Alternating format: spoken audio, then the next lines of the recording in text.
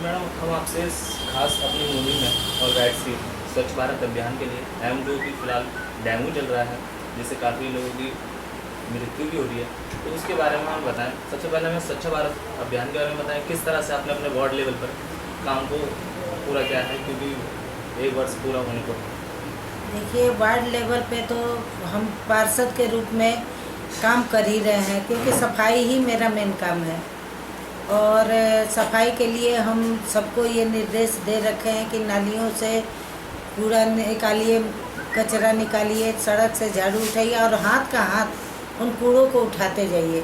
और उसके बाद नालियों में दवाई, मलेरिया डिपार्टमेंट को भी आगाह किया हुआ है।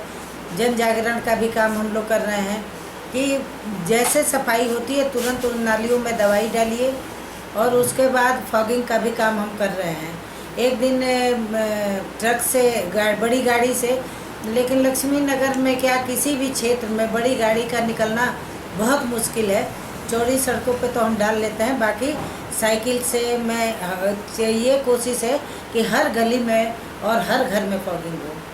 सफाई व्यवस्था के बारे में बताएं। कूड़ा उठाने के लिए गली में आप जैसे बता रहे हैं, नहीं, जो जैसे चौड़ी गलियां हैं उनमें हम झाड़ू लगवा के हाथ का हाथ चौड़े में टिप्पर से, और छोटी गलियों के लिए रिक्शे हमने कर रखे हैं और रिक्शों से उठाते हैं और ढलाव घर पहुँचाते हैं। कुछ जगह हमने देखा लक्ष्मी नगर में, हाँ, नालियाँ साफ तो हुई हैं लेकिन खाली नाम के लिए ऊपर से कूड़ा हटा दिया गया, लेकिन जमा हुआ अंदर पूरी तरह साफ नहीं हो पा रही। देखिए, इसका उसका एक और रीजन है।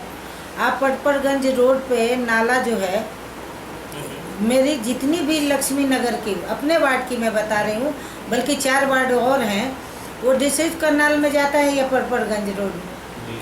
पटपरगंज रोड PWD का नाला है, ये भी PWD का है। और जो PWD ने काम किया वो किसी से छुपा नहीं है, सिर्फ खाना पूर्ति हुई। तो जब नाला ही साफ नहीं होगा तो नालियाँ जाएंगी कहाँ?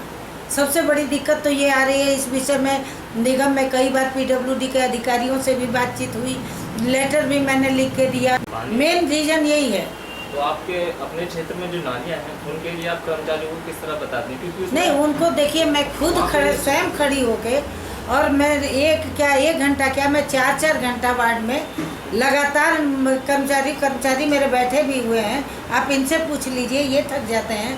लेकिन मैं 4 घंटे तक तो अपने सामने नाली निकलवाती हूँ, उठवाती हूँ, दवाई डलवाती हूँ, चूना करवा के तब वहाँ से। कूड़े की बात करें हाँ। तो कूड़ा भी कई जगह हमने देखा कि अटका हुआ है, गाड़ियाँ खड़ी हुई हैं किसी वजह से, किस तरह से वहाँ सफाई नहीं पाते। तो ये नहीं, पार्किंग भी एक बहुत मुश्किल है वार्डों के लिए। अब 2 साइड से गाड़ियाँ खड़ी हैं, उनमें कहाँ से कैसे कर्मचारी साफ करेगा तब भी वो रह जाएगा।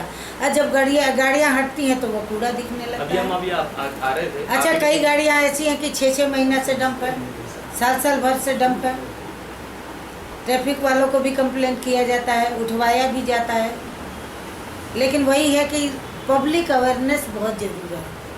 अभी हम आ रहे थे आपके क्षेत्र हाँ। में, विजय चौक वाली मार्केट जो है बीच वाली मेन रोड पे, वहाँ पे कूड़ा भी था। हाँ, वो कूड़ा अभी ज़्यादा इकट्ठा तो नहीं था, आज ही का कूड़ा था, लेकिन वो 11 बजे 12 बजे, तो किस टाइम तक सफाई आपको मैं बता रही हूँ, अगर आपको शूट करना है अगर, तो आप 9 बजे 9:30 बजे आइए, मेरी सड़क बिल्कुल चमकती हुई दिखेगी। लेकिन जब दुकानदार दुकान खोलते हैं तो अपने वहाँ से झाड़ू लगा के ठीक बीच सड़क पे कर देते हैं, जिसके लिए मैं हैंडबिल आपको दिखा सकती हूँ।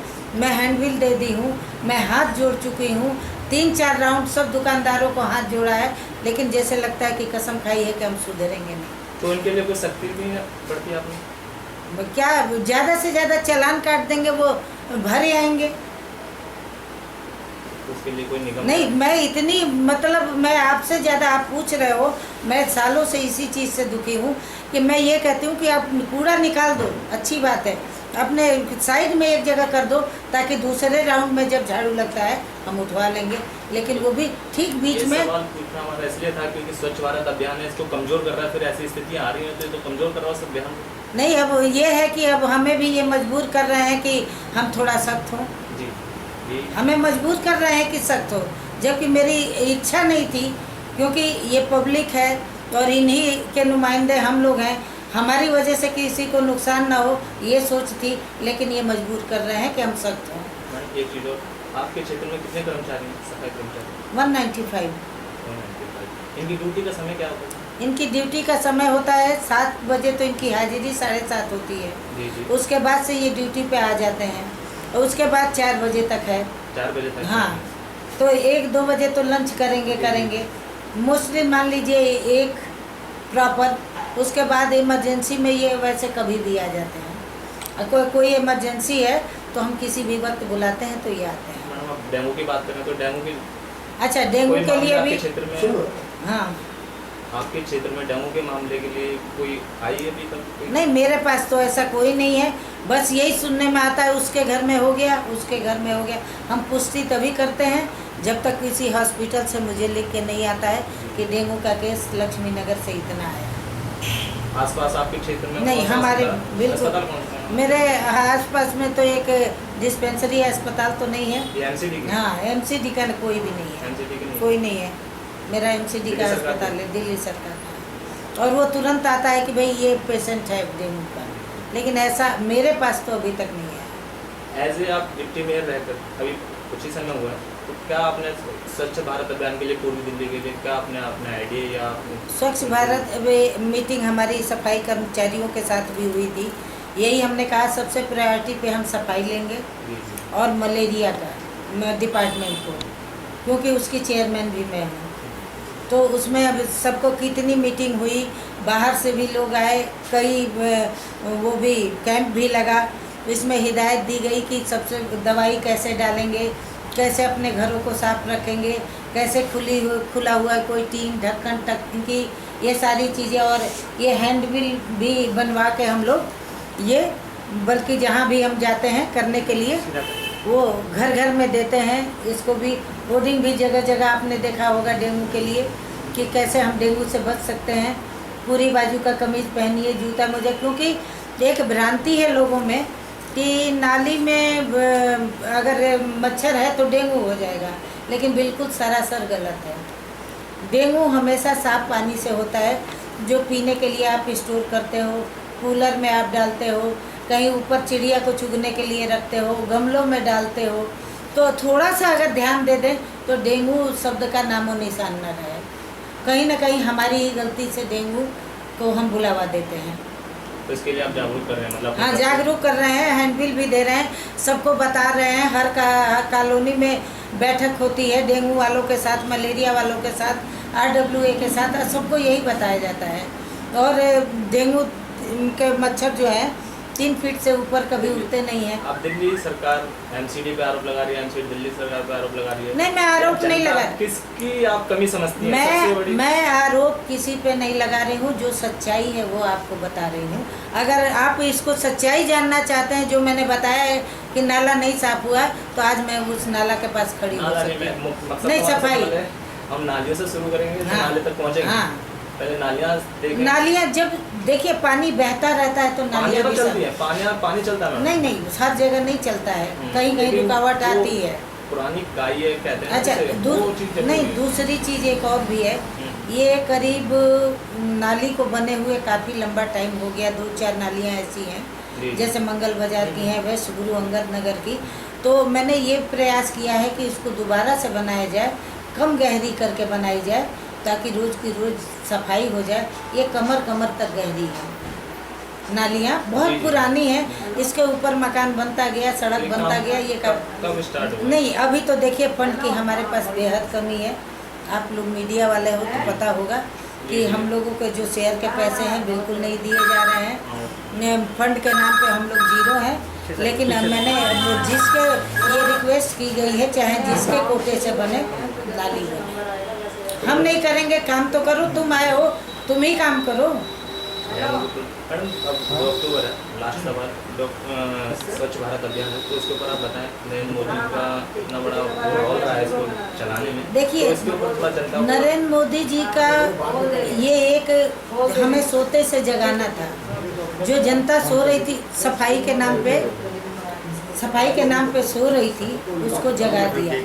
आज देखिए, जरूर थोड़ी तो अवेयरनेस आई ही है, अवेयरनेस थोड़ी सी तो आई ही है। आप स्कूल में जाइए, चॉकलेट के ये सब पड़े रहते थे। आज हर बच्चा फेंकने से पहले सोचता है।